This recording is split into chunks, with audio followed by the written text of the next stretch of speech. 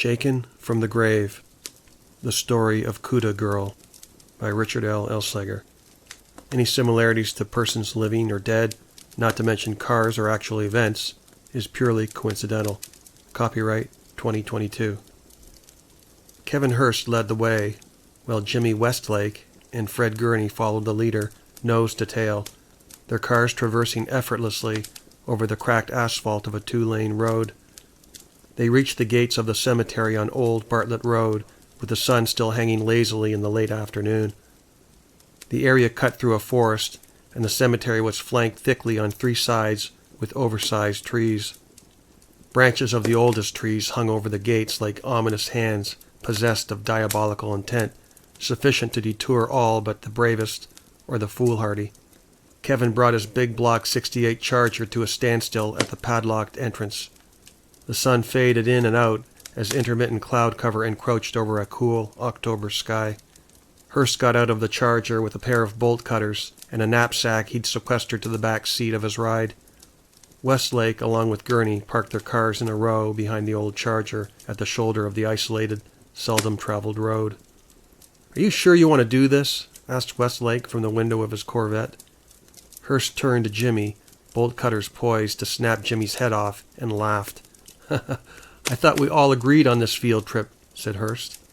Gurney heard the brief exchange, then rolled up the driver's window and shut off his Dodge Challenger. He exited and walked to Westlake's Corvette.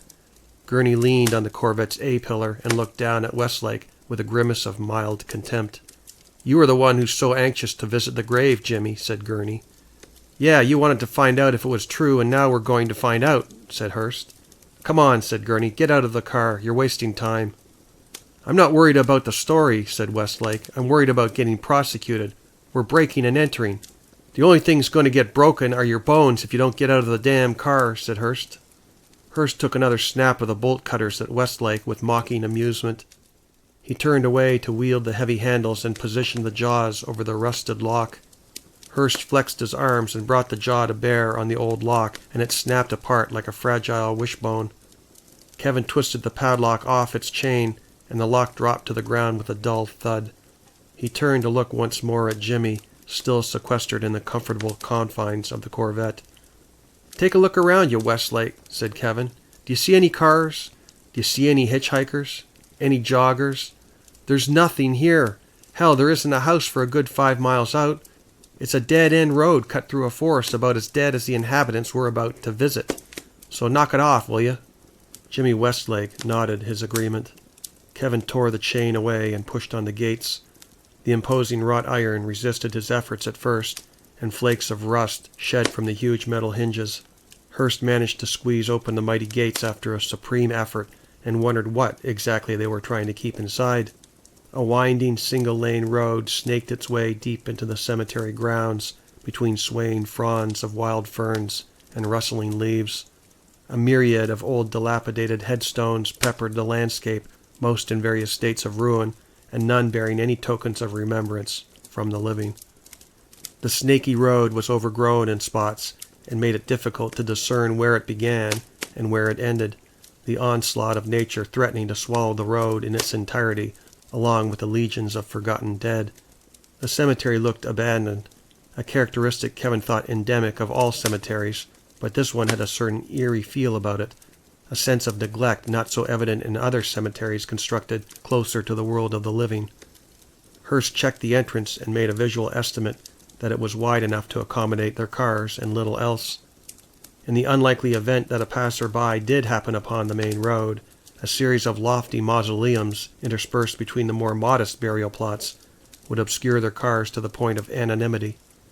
Jimmy looked at the mausoleums and considered that even in death the rich were separated from the poor, the only equalizer being death itself. "All right, guys, follow me," said Hurst. Keith got into his Charger and fired up. The exhaust belted out a primitive one-note heavy metal tune. "Why don't you get rid of that old dinosaur and join the modern world?" shouted Gurney to Hurst.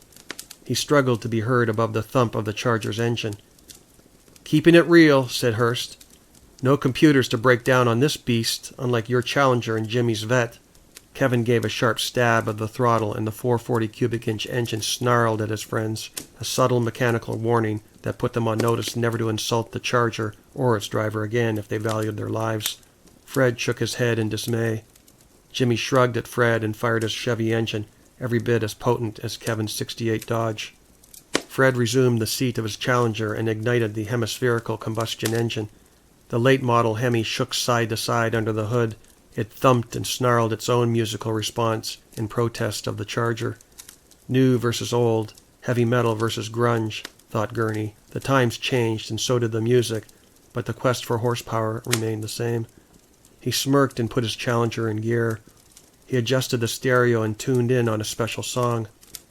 The tune was torn from the grunge era of music, and Gurney cranked the volume. The song, Them Bones, bellowed from the driver's window of his car and provided a fitting escort through the gloomy wrought-iron gates. The Charger squeaked past the gates, and the Corvette was an easy fit, but Gurney's wide-bodied Challenger proved to be a much tighter squeeze. Gurney eased through the gates, inches at a time, checking his mirrors with the visual acuity of a hawk.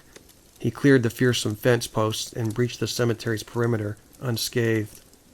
Hurst put the brakes on and got out of his car. "You want to turn that down?" he snapped at Gurney.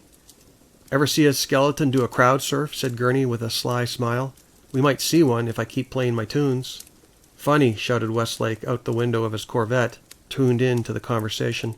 "But if you get us caught due to your stupidity, you'll what?" said Gurney, turning down the volume of the song. "Stop your BS, guys," said Hurst. "Save it for the bar. We have business to conduct here tonight. Do you or do you not want to see if the legend's true? Because if you don't, we can just end this now, turn around and go home. What's it going to be, losers?" Fred Gurney turned off the music with an insincere smile that belied his agitation. They were actually testing the legend. They were playing with hell's fire. What would he do if it manifested before his eyes and reanimated into something awful and downright dangerous? Jimmy felt his own fear at what they might learn tonight. Keith made his way back to the Charger and tossed a rev at the dead before engaging first gear. Jimmy and Fred fell into line, and the three men meandered between a battalion of headstones, grave markers that bore witness to faded names, faded dates, each a representation of irrefutable death. Jimmy looked at the rows of headstones that passed him on either side, the Corvette navigating through a sea of death. He wondered why the markers never spoke to the defining achievements of the deceased in life. He wondered why the markers never spoke of how they died. Such knowledge never found its way to the headstones, as if the living conspired to keep silent the fact that the deceased had done nothing with their lives, and when their final affliction hit, they exited the world into uneventful obscurity, only to be too soon forgotten. The family knew the truth, but in time the family moved on, and in so doing, the life of the deceased became lost to the world, never more to be spoken of again. Legions of people died that way, thought Jimmy, and the idea that one day this would be him gave great pause to consider the current trajectory of his life. It took 5 minutes to drive through the cemetery to get to the generalized spot where legend claimed they buried her. Kevin used dead reckoning to find the location, and when he saw the peculiar trees in the distance, his taillights flared on and the Charger came to an abrupt standstill. He silenced the abrasive 440 engine, and Gurney followed suit along with Jimmy, with some hesitation. Fred went to the trunk of the Challenger, removed 3 red collapsible chairs, and slung them over his shoulder. Kevin exited with arrogant confidence, closing the driver's door as if he were some superintendent of the dead. Jimmy stalled behind the wheel of his Corvette and stared out the windshield at his friends. "Hey, Jimmy, are you coming or what?" said Gurney. Gurney's insistent intonation jolted Westlake from his wandering thoughts about the legend, a legend that would be put to rest this Halloween night. His morbid curiosity nudged him from the safe confines of the vet, and he left his ride behind. He walked away from his Corvette, tossing the keys from hand to hand. He looked back and gave a loving glance to his car, safety concerns to be damned. He watched his friends disappear over a berm of earth, and with pause Jimmy considered turning back. His intellectual curiosity overcame the flight response, and he scaled the mound of dirt. Beyond the embankment he saw a vast open field of gravestones, framed on 3 sides by a forest of trees. Together they headed to the grave that had been the epicenter of so much controversy over the decades. The rumors about this grave were widespread in the 1970s, But as time passed and people moved on with their lives, moved away from the surrounding towns to pursue careers in other parts of the USA, the story became mostly forgotten. Mostly. Kevin scanned the endless multitude of grave markers with a keen eye. He remembered the grave was not far off from a gnarly tree that had been struck by lightning some years back. He perused the horizon of the cemetery, hunting for the landmark amidst the 2 trees that guided him to the general area. In the distance, a spidery dead tree stood obscured amidst the autumn reds and yellows of the forested backdrop. "She's over there," pronounced Hurst with a frightful degree of certainty. Hurst picked up the pace, a man possessed to prove a point, that either the rumor was true or it was false. There was no in-between, no limbo for truth or fiction. He was determined to get a final resolution tonight. Fred and Jimmy tightened ranks to Kevin's blistering pace to get to the spot. The fallen leaves crunched beneath their feet, and the sharp colors of scents of autumn filled their senses. Kevin stopped just short of an obscure headstone. "Here she is," he said. A momentary chill ran through Jimmy's veins, a thing that sent a warning to the deeper parts of a young man's soul. He was in his late 20s, they all were, but remnants of the child persisted, not fully banished to the abyss that advanced age would accomplish in time. The 3 stood over the flat grave marker, unassuming and devoid of the tragedy behind the name. "Sarah Gillis," said Jimmy. "That's her?" "The one and only," said Kevin. "So what's the story?" asked Fred. Gurney unloaded the collapsible chairs and propped them open. He positioned them to encircle the gravestone. "Have a seat, guys. I have a story to tell," said Keith. Jimmy took hold of the chair and eased into its soft fabric with a steady uneasiness. Fred took his own seat without reservation, a level of curiosity written across his face that defied description. Hurst looked at his friends and adjusted his chair to align closely to the headstone. He looked up to the autumn sky and inhaled a deep breath of cool air. A brisk autumn breeze swept over the land and blew his thick brown locks of hair into his eyes. He brushed away the matted mane from his face and mentally recalculated the legend of Cuda Girl. "So we're here now," said Gurney. "You going to tell us the story?" Westlake's eyes shifted apprehensively between his friends. He wondered if the retelling of the story might conjure a thing they might all regret. Westlake's rational side quelled any such concerns. He would listen and then decide. "Yes, do tell," said Westlake. Keith cleared his throat and folded his arms over his chest. "Where we sit now, where we are gathered to pay our respects to one Sarah Gillis, is the basis of the legend, Cuda Girl," said Hurst. "Cuda is in Barracuda, as in Plymouth Barracuda?" asked Gurney. "One and the same," said Hurst. The men huddled closer toward the headstone, casting their eyes to the faded remembrance of a life long gone. The wind picked up again and blew a casual breeze at the men and flowed over the tall grass with its invisible hand. Sarah Gillis was a young woman, a wild woman hitting her prime in the mid-1970s, said Hurst. She had an ordinary life like any young woman, but she did have a streak of defiance in her that raised the eyebrows of her contemporaries. "How so?" asked Westlake. "Let him continue," said Gurney. "Don't interrupt." "I can interrupt any time I want." Guys, do you want to argue or do you want to hear the story?" said Hurst. "Sorry, just keep going," said Westlake. "I'll be quiet. I want to hear it to the end." So, as I was saying, Sarah Gillis was a unique woman, to say the least. She had a need for speed, which she satisfied when she graduated high school. She searched long and hard to find a car that checked all the boxes, and that car she found to be a Plymouth Barracuda. "So Cuda Girl became her name," said Gurney. "Now you're the one interrupting," said Westlake. Gurney gave Westlake the friendly finger, and Westlake mirrored the gesture and laughed. "As I was saying," said Hurst with insistence, "she found her street machine, her dream machine, in the form of a Plymouth Barracuda. It wasn't any ordinary Barracuda either.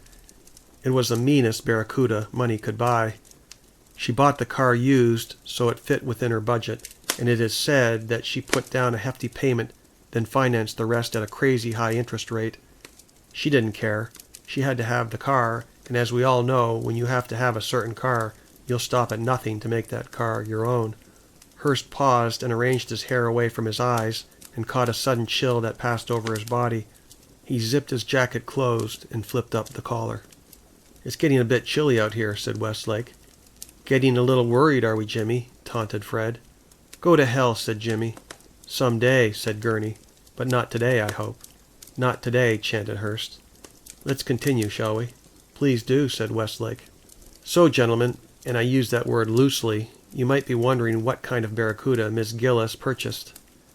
The thought had crossed our minds, said Gurney. Hearst gave a frustrated glance to Gurney.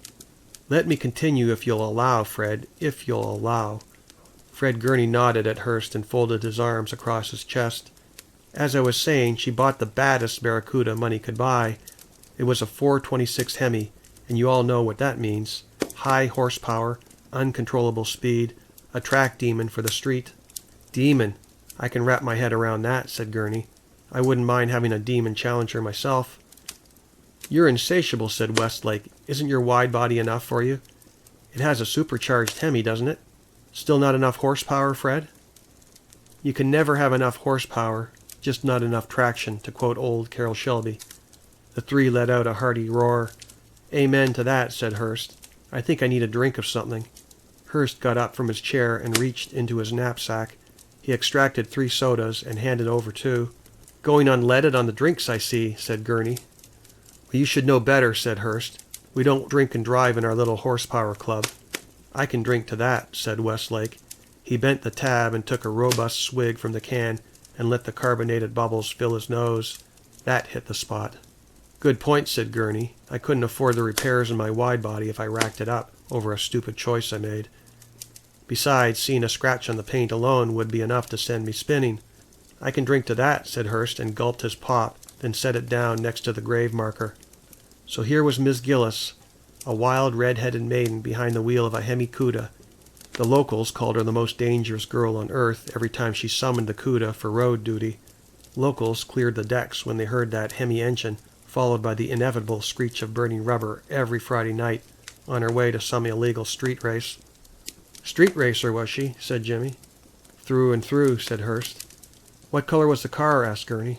Hellfire orange, said Hearst. Hellfire orange, laughed Gurney. That wasn't a Chrysler color. You must mean deep burnt orange. Yeah, whatever, said Hearst. I drive a Dodge Charger, but do you think that makes me some Mopar expert? I'm here to tell a story. Keep going, said Jimmy. Hellfire orange sure sounds like deep burnt orange to me. So she developed a reputation in the community, said Hearst. Not the most savory reputation either.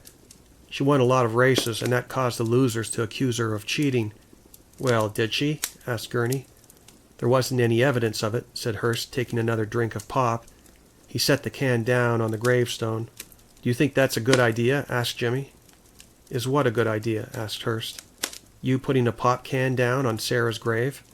Keith picked up the can and set it down on the grass. Better? He asked. Better, said Jimmy. Sorry, Miss Gillis, said Keith. I'm getting bored, said Gurney. Is there a point to all this? Give it a minute, said Hearst. The best is yet to come, or worse, depending on your point of view.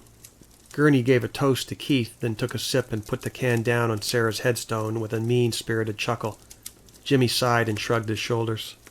As I was saying, she won a lot of street races and lined her purse with the winnings, but something was missing out of her life, and that missing piece was a love interest.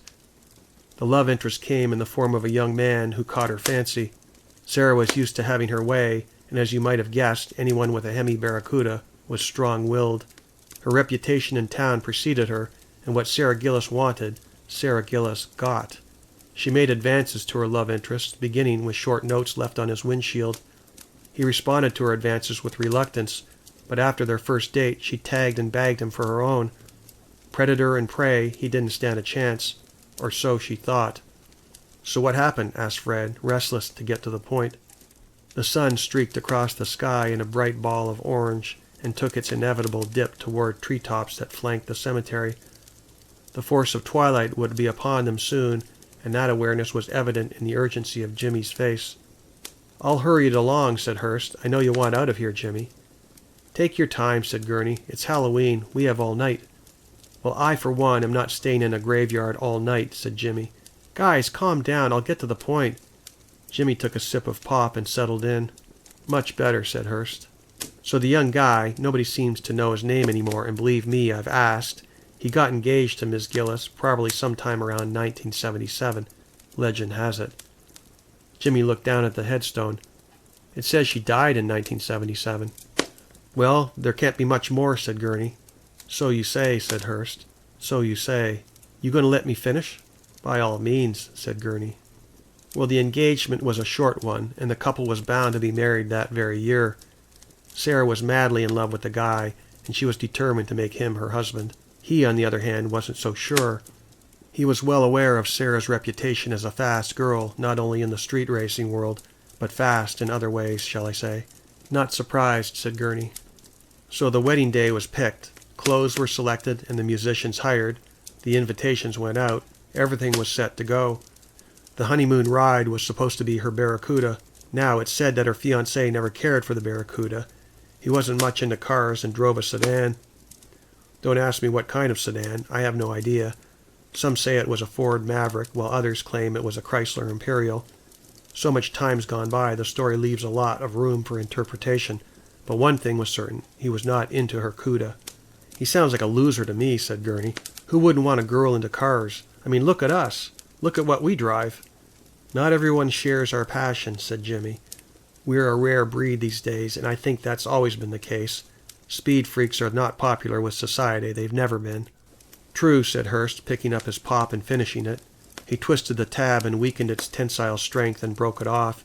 He tossed the tab away and crushed the aluminum can in his right hand. It collapsed under his grip, and he threw the metal husk over his shoulder.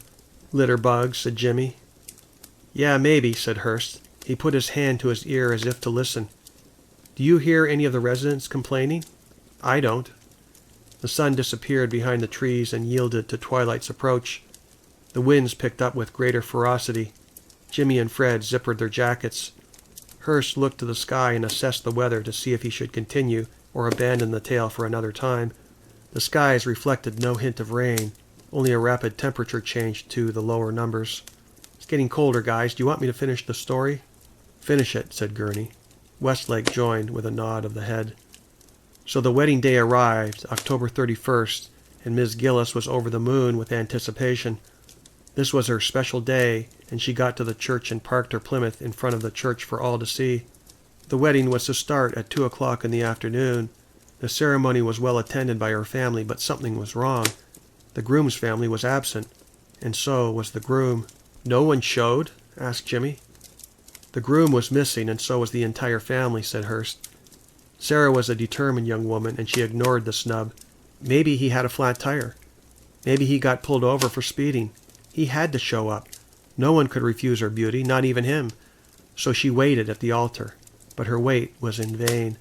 Her groom was a no-show. The story goes she waited at the altar and watched in agony the setting sun through the stained glass windows.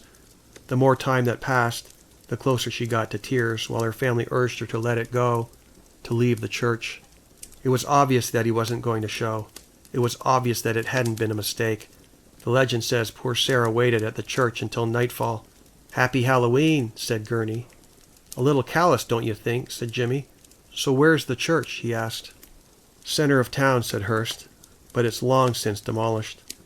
Isn't that typical, said Gurney. The hard evidence always gets destroyed, so in the end, facts don't matter, just the legend. I have my doubts any of this ever happened. Well, you're intended to your beliefs, Fred, as we all are. To be honest, I too have my doubts, especially when you hear what happened next. So what happened next? Fred laughed with an irritating taunt. I'll tell you. Miss Gillis, alone at the altar, threw down her wedding bouquet and spat on it. She left the church in a fit of fury and went to the place where she found the most comfort. And where was that? Asked Jimmy. Where do you think? Her Cuda, of course.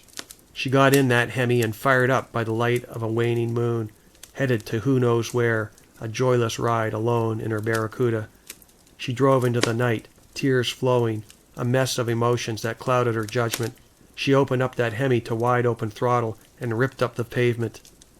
It wasn't long before she ended up driving that Barracuda right off the road into a poplar tree. Is the tree still there? Asked Jimmy. How the hell do I know? Said Hearst. So then what? Asked Gurney. The men leaned forward in their chairs, riveted to Hearst's every word. On impact, her car split in two, wrecked from stem to stern. When they found the wreckage the next day, Miss Gillis was very dead and very mangled, so much so they couldn't separate her body from the twisted hunk of metal.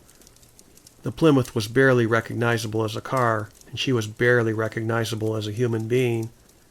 So what are you saying? They buried her in the Cuda? That's exactly what I'm saying. Here lies not only Sarah Gillis, but the twisted wreckage of her hemi-Cuda, if you can believe it. Hard to believe, said Gurney. Yes, hard to believe, said Westlake. His voice faltered with a worrisome crackle, a childish timbre that betrayed his brave face. So is that it? That's the story? Asked Fred. So you brought us out to tell us that? Asked Jimmy. Keith Hurst looked at the rising moon. It waned in the twilight, an ancient celestial body that bore witness to a good many things over millennia, mysterious things, undisclosed things better left unsaid. There's more to the story, the legend. It's said that on Halloween night, when the moon is in its waning phase, she comes back from the grave. Fred exploded with laughter and shook his head. You're joking, right? You can't believe this, can you?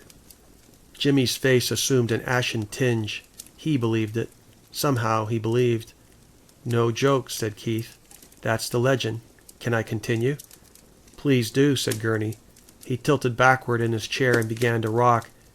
It's just now getting interesting.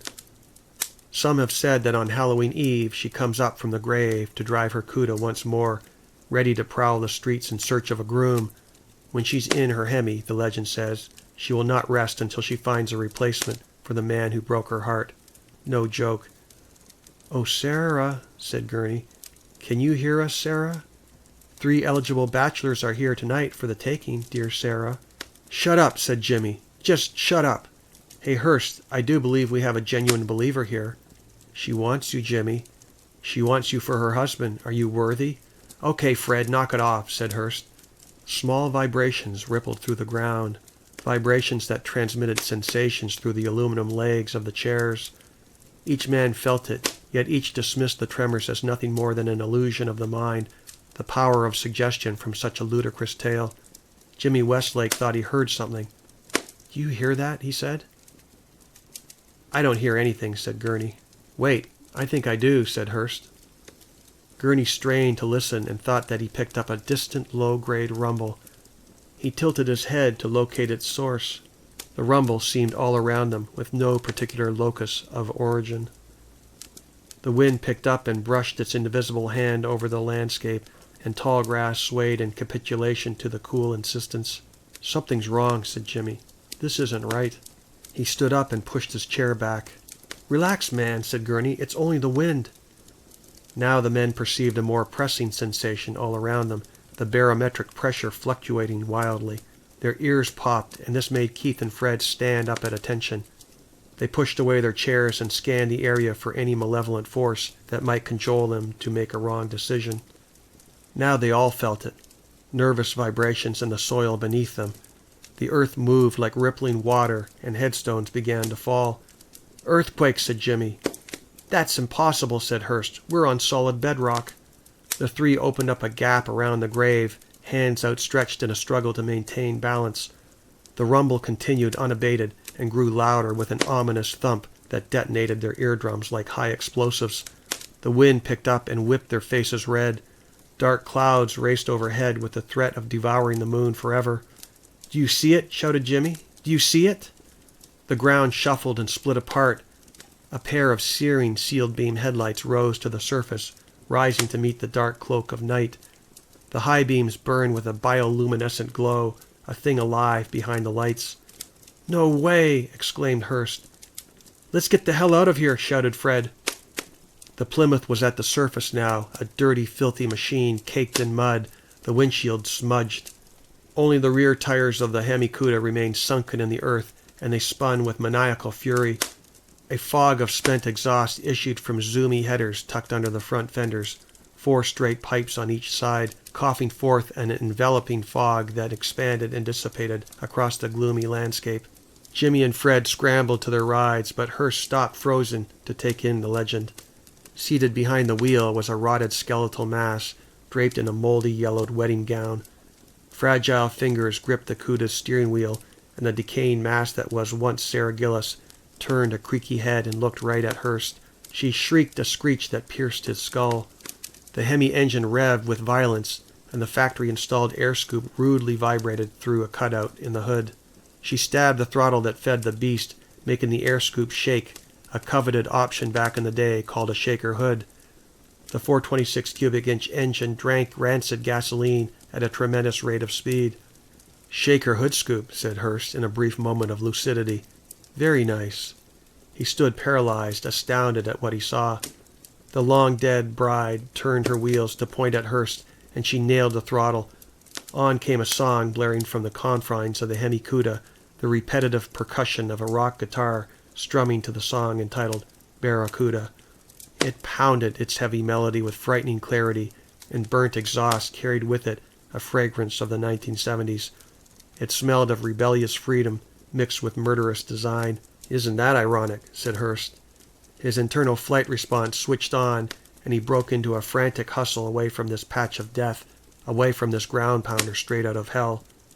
The Hemi engine revved and howled at Hurst. Cuda Girl took aim to catch him. The rear wheels broke free of the suffocating earth, and she rolled forward to the chase. Jimmy hopped over the ridge to his Corvette, and he bolted to the driver's seat. He flicked the ignition key with an adept wrist, and the hefty engine blasted to life. He engaged first and laid down a patch of rubber headlong toward the gates. Fred Gurney was next and jumped into his wide-body Challenger. He slammed the door, and in short order the Hemi engine erupted with a flood of horsepower. Gurney dumped the clutch and lurched forward, desperate to get to the road where he would at least have a chance to evade and elude this nightmare. He came upon the narrow gate and threaded the needle with perfection, the love for his coveted Challenger a strong motivator to maintain the integrity of its bodywork. He turned left and squealed the rear tires. The back end broke traction, and Gurney countersteered to regain control. He straightened out his Challenger and pointed the nose down the darkened blacktop in pursuit of Jimmy, whose taillights dwindled into two obscure red dots in the distance. Keith Hurst reached his Charger and cranked the engine, but it hesitated and resisted all efforts to fire. "Come on!" he screamed and banged his hand on the steering wheel. He captured a fast glimpse of the looming Barracuda. A furious emissary from the depths of Hades pointed his way, and closing the gap. Inside the driver's seat he saw the slack, bony jaw of Cuda Girl, an angry bride in waiting, a rejected bride determined to find and collect yet another groom for her morbid collage of young men, their souls held beyond the world of the living, condemned to exist in the dusty abyss of her grave. She laughed at Hurst and picked up the pace. The horrid Hemi from hell adjusted its speed, the ghost of Sarah Gillis hell-bent to capture Keith and make him a groom, a new husband for her rotting soul. Keith rammed the gas pedal to the floor, twisted the key, and held it firm. The reluctant engine complied and sputtered to life. The Charger woke up and belched a formidable flame from its dual exhaust. The thumping war drum of Cuda Girl's Hemi drowned the Charger's 440 engine to nothing more than a pathetic whimper. "Time to go." Keith put his Charger in gear and popped the clutch, headed for the exit at Mach speed. Hurst breached the gates and turned violently onto the two-lane road, the back end wigwagging all over the asphalt. Cuda Girl chased the Charger with grim enthusiasm, a dark energy powered by the charged emotions of a jilted lover in pursuit of unrequited love. Cuda Girl spoke to Hurst in hushed, sensual tones that filled his mind, a soft solicitation to slow down and come back to her, to be her lover. Keith pounded his skull with a fist to shake loose the beckoning voice of Sarah Gillis, to no avail. "Come to me, lover. Let's be married. I want you for my husband.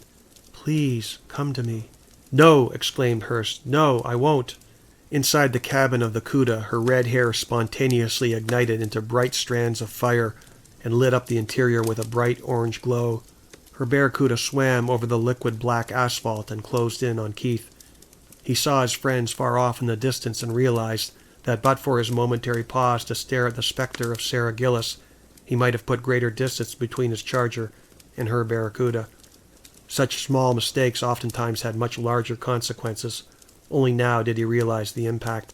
He saw the Cuda in his rearview mirror and watched it charge up to his bumper. Sarah Gillis screamed like the wraith that she was, and her burnt orange Barracuda telegraphed Cuda Girl's vengeful pain from the worst betrayal, followed by a life cut short. The Cuda glowed like volcanic magma under the waning moon, and Keith dropped the loud pedal to the floor. The Charger leaped at the command for more speed, but the Hemi Cuda maintained its onslaught. Bright headlights sprayed over the road and filled the Charger's rear-view mirror. Icy needles of curdled blood struggled to course through Keith Hurst's constricting veins. Cuda Girl sounded her horn and flooded Hurst with abject terror. Why had he hesitated to flee from this demon bride? He knew the answer. He didn't believe and did not want to believe. After all, legends were only weird tales told around a campfire, or in this case, a grave. They were cautionary stories with no basis in fact. The Barracuda swerved to the opposite lane with a dexterity reserved exclusively for the supernatural.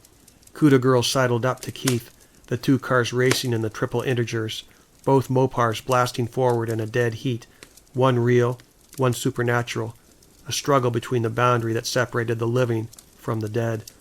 Cuda Girl screamed. Keith Hurst screamed. Then all fell silent. Come morning, they found Keith Hurst's Charger in a gully off to the side of Old Bartlett Road. The Charger showed no signs of damage, but also showed no signs of Keith either. The investigation stalled for want of plausible answers, and soon his story was filed away as another instance of a person gone missing. Jimmy Westlake and Fred Gurney knew a different story, one they dared not repeat or suffer the consequences. Neither of them returned to the forlorn cemetery on Old Bartlett Road, never returned to the grave of Sarah Gillis, but they knew where to find their friend. They knew. It is said that the dead rest in peace. In fact, the well-worn word served more as a request than a pronouncement, and the letters R.I.P. adorn many a grave across the land. The words serve the living more than the departed, with the silent hope that the dead will find their everlasting peace. But for Cuda Girl, she will never be at rest. For Sarah Gillis, when the conditions are just right, she'll arise from her grave to haunt the night in search of a new husband, and if you ever hear the thump of a 426 Hemi Cuda on Old Bartlett Road, you best be advised to adjust your throttle to the wide-open position and drive as fast as you possibly can, or she will catch you. She will make you her next bridegroom to molder away into obscurity, buried with her inside the twisted wreckage of a Plymouth, deep underground, another missing casualty added to the legend of Cuda Girl.